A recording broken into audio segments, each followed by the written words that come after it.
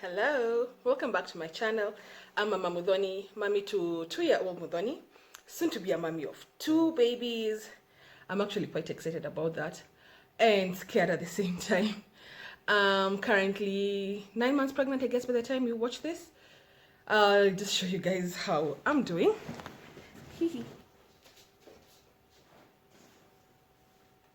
Guys, my baby is growing at an alarming rate.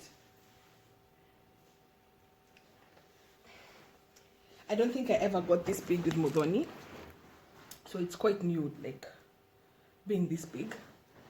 But yeah, I keep feeling like my stomach is going to burst. Like I keep feeling like I'm being overstretched.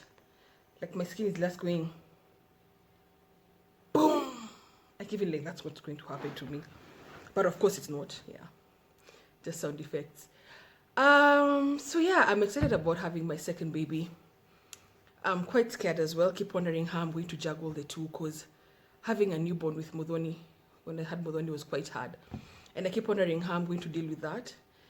And a toddler who is very active. Mudhoni is a very active child and she needs constant entertaining. And she's also one of those babies, I guess maybe all babies are like that, like of late. Like if I do something, she wants to do it. If I do something for another baby, she wants it done. Like when I went to visit my nephew, I have to carry them both. But anyway, it'll work out. It'll just work out. So today we're talking about things that I'm going to do differently with this baby and things that I'm going to keep doing that I did with Mudhoni with this baby. So let's get started. We're going to start with the things that I'm going to do differently. Let's get started.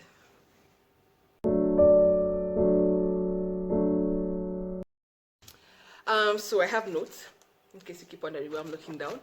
But the first thing that I'm going to do differently is prepare for birth or prepare for labor. And I'm going to start doing that now. I'm around 35 weeks pregnant now. With Mudhoni, I never did it. It was a very easy pregnancy. I kept postponing and saying tomorrow and tomorrow, tomorrow. And then one day when I was 39 weeks pregnant, the day I turned 39 weeks, I went into Nakuma Galleria.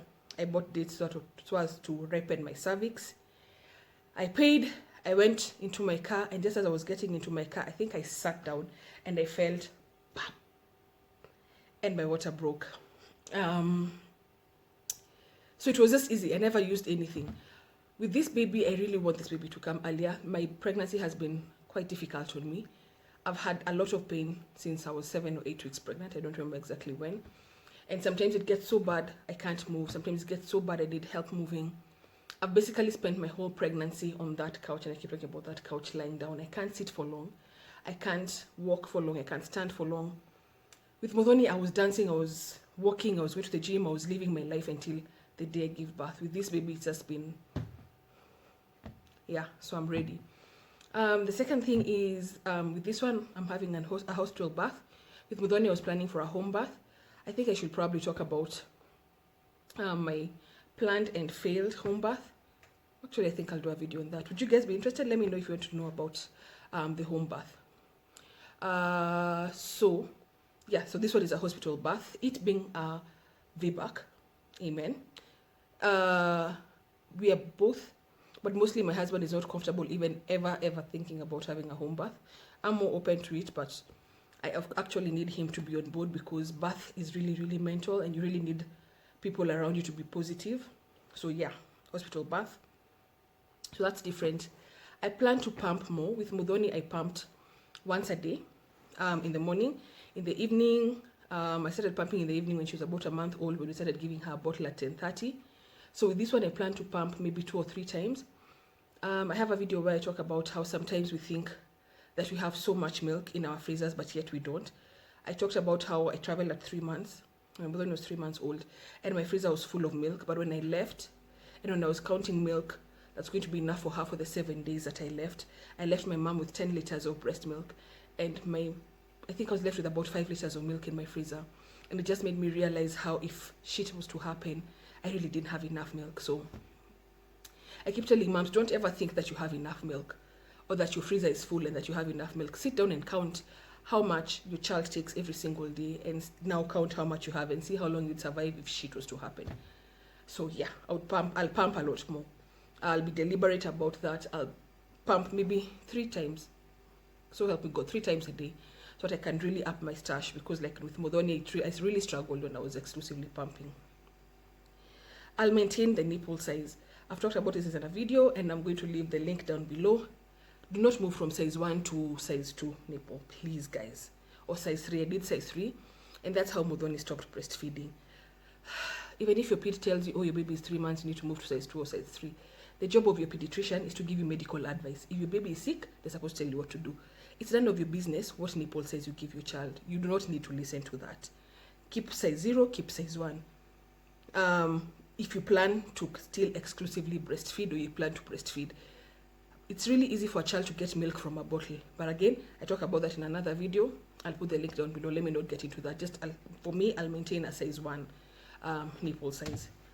I'll rest more. For some reason with Modoni, I never used to rest.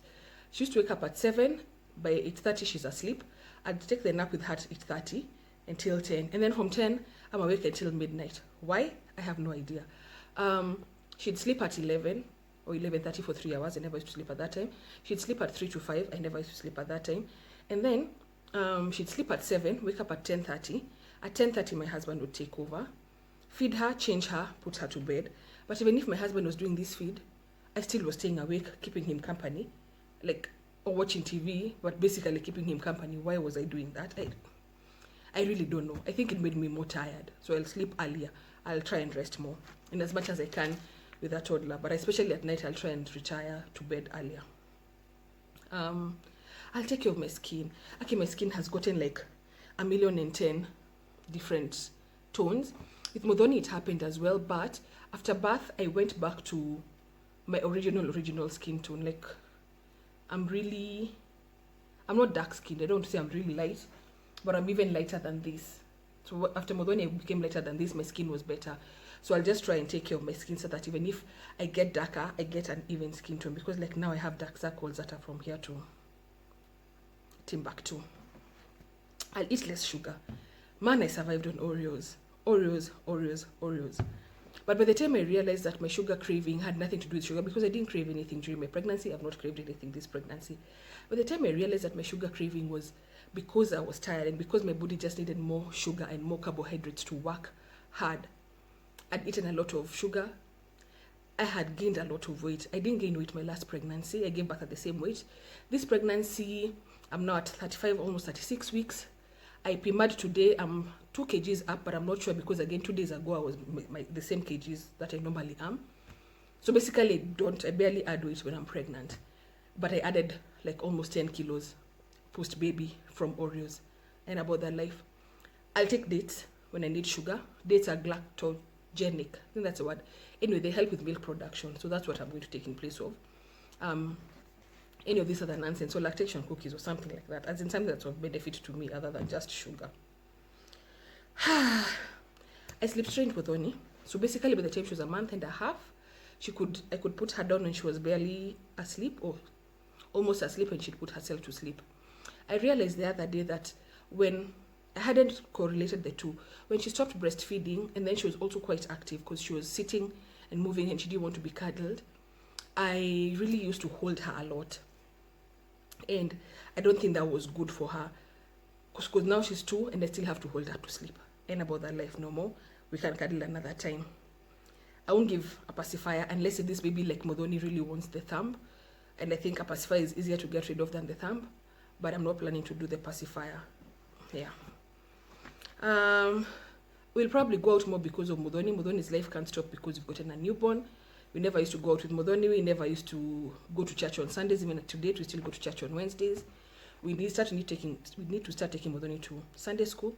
So also this baby we'll probably just be going out and going for whatever activities we're going with Modoni for sensory play, for music and blah, blah, blah. So they'll have to adjust. Things that I'm going to do the same. Yeah, so that's where we are at. Sorry, I got a bit hot. I had to stop the video. So the things that I'm going to do the same. I'll sleep train. I used Gina Ford. I have a whole video on that. I'm going to link it below. I'm still going to use Gina Ford. Maybe I'll wait a bit. I tried before Modoni was 5 days old. Maybe with this one I'll be more flexible and do it later. Maybe I won't. Let's see how that goes. I'll still pump from the first week. I did that with Modoni. I'm also going to do that with this baby. I'll introduce bottles at 4 weeks. I have videos as to why I did all these things. So I'm still going to introduce a bottle at 4 weeks, but basically it's just better to introduce early, so that your baby can take the bottle easier. If you introduce after between 6 and 8 weeks, the baby starts getting too used to the breast and it's easy for them to refuse a bottle. I'll go out as soon as I did with Modoni. I think with Modoni by week 2, I went with her to the bank. I started going to the supermarket and all that. So I'm still going to do the same with this baby. I'll start sensory play. With Modoni, I started at 9 months because that's when they started it, where she was going. With this baby, we'll probably start at 6 months or whenever the baby can sit. Just because I guess Modoni will be going, it makes no sense for them to just be sitting in the house doing nothing. I mean, so yeah, maybe 5 months or 6 months, depending also on the nap times and all that. Let's see anyway how it goes. Ooh, I'm hot. I didn't receive guests, like guests, you know, those ones who come and sit there for 3 hours. Like, yeah, I didn't receive guests for a while, maybe 2 or 3 months. I just wanted it that way. I really prefer to just have my time to heal and sleep and be able to sleep whenever it is that I want to sleep. And for me, a guest is someone who if I can't leave you and tell you, baby, I'm really tired, then I don't feel like I should be having you in my house at that time when everything is chaotic. And it's not that I hate people, it's just I feel that is the best time for me to heal and for me to sort out my milk and to sort out myself. So I think I'll do the same with this baby. I'll take a bit of time before I take in guests. Because also I'd like to be at my best. I don't want to be grumpy. I'd like to smile with people and smile with my friends and be able to just enjoy their company. And I don't want them to feel like I'm being a bitch by being grumpy. And yet I'm just tired. Yeah, so maybe 2-3 months, that's when I'll start taking guests. I'll still do baby-led weaning. I keep promising you guys a video on baby-led weaning. But basically baby-led weaning means I won't puree foods. I won't mash foods. I'll give them whole foods from the very beginning. I did that with Modoni and then I'll do that with this baby. I'll document the journey. I documented with Modoni, but I feel like I didn't do a very good job. So I'm going to try and do it better with this one. I took monthly photos with Modoni. Each time she turned a month older, I'll do the same with this baby. I'll take a lot of photos. I took a lot of photos and videos of Modoni when she was young. I'll do the same with this baby. Yeah, and I'm really excited. Yeah. I did my photo shoot today, and you guys, by the way, my photos for my bathtub are so bomb. I can't wait to share them. I decided not to waste my makeup. That's why I'm doing a video today. At least my nose and my lips look like normal lips with makeup on. Thank you so much for watching. Let me know what you did differently with your firstborn and secondborn, what you learned, what you improved on. Yeah, and let's get talking. Remember to share the video, give it a thumbs up, comment below and tell me your thoughts, what you did differently, what you want to do differently if you're planning to get a second baby. Share this video, and I love you guys. Thank you so much for your support. Bye.